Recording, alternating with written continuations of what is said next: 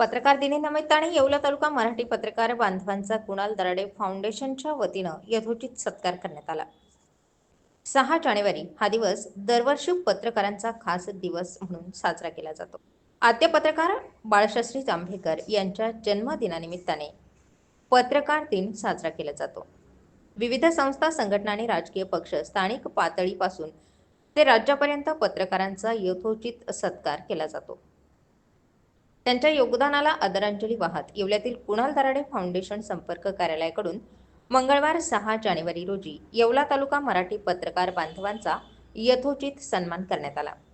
यावेळी कुणाल दराडे समवेत नवनिर्वाचित नगरसेवकांनी सर्व पत्रकार बांधवांना भेटवस्तू तसेच शाल देऊन त्यांचा सत्कार केला। शिक्षक आमदार किशोर दराडे यांनी देखील पत्रकार दिनानिमित्ताने 276 दैनिक वृत्तपत्रांचे उद्घाटन करत पत्रकार बांधवांना दैनंदिनी डायरी तसेच पेन देऊन त्यांचा सन्मान केला।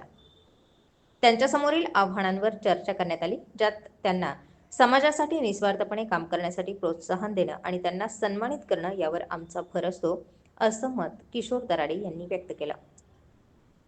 पत्रकार आपला जीव धोक्यात घालून अहोरात्र बातमीसाठी झटत असतात। त्यांच्या बातमीतून सर्वसामान्य जनतेला न्याय मिळतो, तर दबलेली अनेक प्रकरणे उघडकीस येतात।